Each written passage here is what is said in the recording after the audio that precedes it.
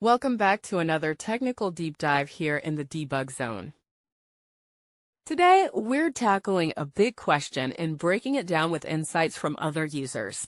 Hopefully, this clears up some misconceptions and helps you get the answer you need. So buckle up, stay a little curious, and let's jump right in.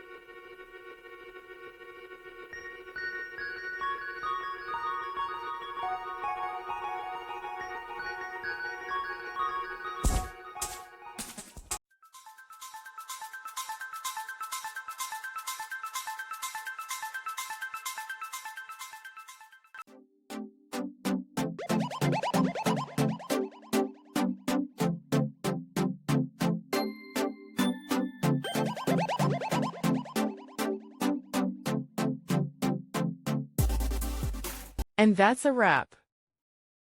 I hope you found the answer you were looking for. If you did, take a second to hit that subscribe button. It really helps out. And let me know in the comments which solution worked best for you. See you next time in the debug zone.